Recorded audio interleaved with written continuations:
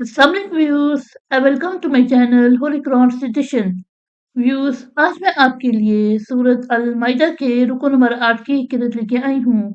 व्यूअर्स, सूरत अल माइदा के रुको नंबर 8 में आयत नंबर 51 से लेके आयत नंबर 56 तक आयात है।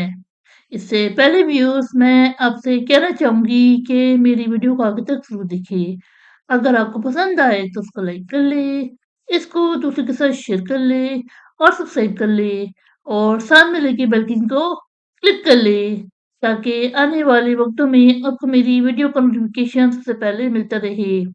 तो आइए व्यूअर्स, हम इसके पहले दुरूद शरीफ पढ़ लेते हैं। उसके बाद सूरत अल माइदा के रुको नंबर 8 की समाअत फरमाते हैं।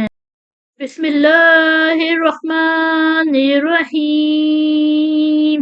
अल्लाहुम्मा सल्लि अला मुहम्मद वला आले मुहम्मद कमा सल्लैता अला इब्राहीमा वला आले इब्राहीमा इन्नका हमीदुम मजीद।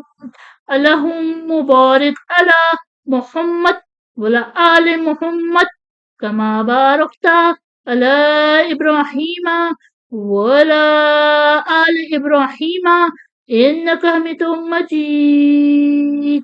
أعوذ بالله من الشيطان الرجيم. بسم الله الرحمن الرحيم.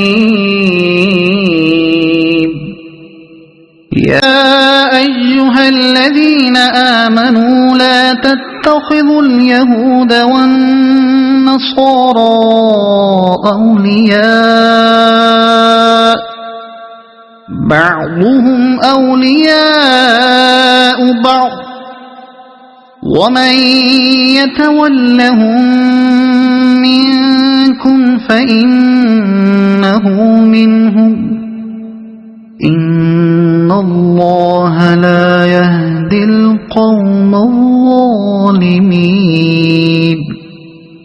فترى الذين في قلوبهم مرض يسارعون فيهم يقولون نخشى أن تصيبنا دائرة فعسى الله أن يأتي بالفتح أو أمر من عنده فيصبحوا على ما أسروا في أنفسهم نادمين.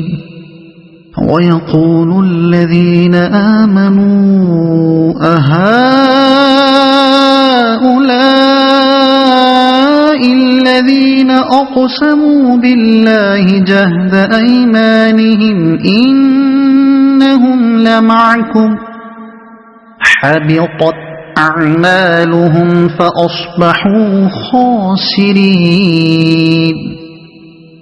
يا أيها الذين آمنوا من يرتد منكم عن دينه فسوف يأتي الله بقوم يحبهم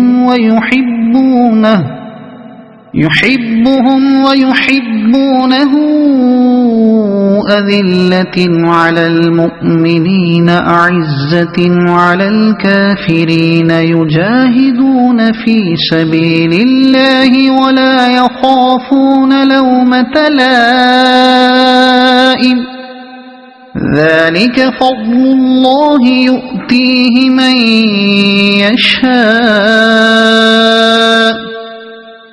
والله واسع عليم. إنما وليكم الله ورسوله والذين آمنوا الذين يقيمون الصلاة ويؤتون الزكاة وهم راكعون. ومن يتول الله ورسوله والذين آمنوا فإن حزب الله هم الغالبون. صدق الله